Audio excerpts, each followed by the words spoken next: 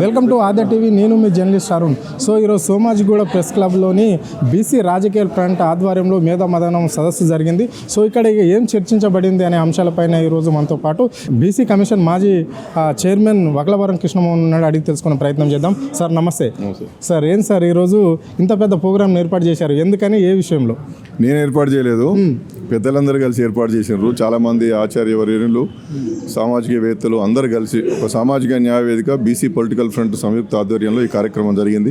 ఈ కార్యక్రమంలో చాలామంది ప్రొఫెసర్ మురళీ మనోహర్ గారు, బిఎస్ రాములు గారు, పిఎల్ విశ్వేశ్వరరావు గారు, చాలామంది ఆచార్యులు, కుల సంఘాల పెద్దలు, కళాకారులు, కవులు, రచయితలు అందరూ కూడా పాల్గొన్నారు. ముఖ్యంగా ఏంటంటే 75 ఏళ్ళ స్వాతంత్రం, 70 ఏళ్ళ రాజ్యాంగం తర్వాత కూడా ఇప్పటికి రాజకీయ అంటరానితనం, ఇప్పటికే మనం ఏమనుకుంటున్నాం, కులాల మధ్య అంటరానితనం ఉన్నది, తక్కువ ఎక్కువ అనేటువంటి హెచ్చుతగ్గులు ఉన్నాయి, అంటరాని వాడిగా మనల్ని వెలివేసినటువంటి సందర్భాలు ఉన్నాయంటే రాజకీయ రంగంలో కూడా వెనుకబడతనంతో పాటు అంటరానితనం ఉన్నది. దీన్ని అందరూ కూడా పెద్దలు, మేధావులు ముక్తకంఠంతో దీన్ని ఖండించాలి, ఇకపై ఇది చెల్లదు, అన్ని రంగాల్లో వెనుకబడేసే ప్రయత్నం చేస్తూ ఉన్నారు, అణచివేసే ప్రయత్నం చేస్తూ ఉన్నారు. కాబట్టి ఇకపై ఒక స్పష్టమైనటువంటి ఎజెండాతో, ఒక స్పష్టమైనటువంటి సిద్ధాంత భావజాలంతో ఆ ఎజెండాను ఒక రానున్నటువంటి రోజుల్లో ఒక బృహత్తరమైనటువంటి ప్రణాళికగా రూపకల్పన చేసి, ఒక జెండాగా రూపకల్పన చేసి, ఒక రాజకీయ వేదికగా నిర్మాణం చేసి ఇది పోవాలని చెప్పి అనుకుంటున్నాం. ఇది సమిష్టి ఆలోచనలతో, సమిష్టి నాయకత్వంతో ముందుకెళ్తాం. ఇది నియంతృత్వం ఒక వ్యక్తి నాయకత్వం కోసం చేసేటటువంటి ప్రయత్నం కాదు. ఎందుకంటే 130 కులాలుగా ఉన్నటువంటి బీసీలలో చాలామంది పెద్దలు జాతి కోసం అంకితం చేసి పనిచేస్తున్నటువంటి వాళ్ళు ఉన్నారు. వాళ్ళందరి యొక్క ఆలోచనలను తీసుకొని ప్రణాళికలు తయారు చేసి గ్రామాన ప్రజలను చైతన్యవంతం చేసి మహనీయులు ఇచ్చినటువంటి ఆదర్శాలను స్వీకరించి మేము ముందుకు పోతాం. ఈ మేధోమదనం అనేటువంటిది కేవలం ఆరంభం మాత్రమే, ఇది అంతం కాదు. ఇక ఇది రోజు రోజుకు విజృంభణ జరుగుతుంది. ప్రతి జిల్లా హెడ్ క్వార్టర్ పోతాం, ప్రతి మండల హెడ్ క్వార్టర్ పోతాం, ప్రతి గ్రామానికి కూడా పోతాం. సార్ ఇప్పటికీ కాంగ్రెస్ పార్టీ ఏర్పడి ఏడాది అయిపోయింది. అంటే కామారెడ్డి డిక్లరేషన్లో బీసీలకు ఇస్తున్న హామీలన్నీ ఈ రాష్ట్ర ప్రభుత్వం నెరవేర్చినట్లన్నా? ఒక్కడు కూడా నెరవేర్చలేదు. నెరవేర్చే ఉద్దేశం వాళ్ళకు లేదు, వాళ్ళు నెరవేర్చరు కూడా. ఎన్నికలప్పుడు ఏదో ఒకటి ఎవరు కాగితం ఇస్తే దాంట్లో అన్ని పెట్టినరు. ఇప్పుడు అధికారంలోకి వచ్చిన తర్వాత వాళ్ళ దగ్గర డబ్బులు లేవు, డబ్బులకు మించి వాళ్ళకి చిత్తశుద్ధి లేదు. కాబట్టి ఇక మేము ఊరికే నేను అనుకునేది ఏంటంటే, తెల్లవారితే ఈ ప్రభుత్వం మీద విమర్శలు చేసుకుంటుంటే దానికంటే కూడా మా జాతులను సంఘటితం చేసి మా వాళ్ళకు కావాల్సినటువంటి హక్కులను కాపాడుకోవడానికి, మా వాళ్ళు రాజ్యాధికారాన్ని ఏ విధంగా కైవసం చేసుకోవాలనేటువంటి దిశగా మేము ఆలోచిద్దాం అనుకుంటున్నాం.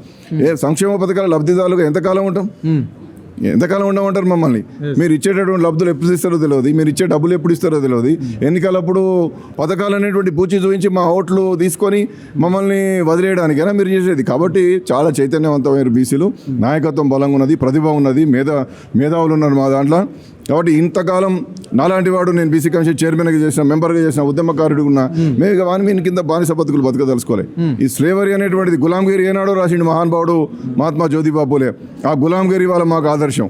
ఆ గులాంగిరి లేనటువంటి సమాజ నిర్మాణం కోసం మేము ప్రయత్నం చేస్తాం. కాబట్టి ఖబర్దార్ ఆలోచన చేసుకోండి. ఇవాళ బీసీలు సంఘటితం అవుతున్నారు.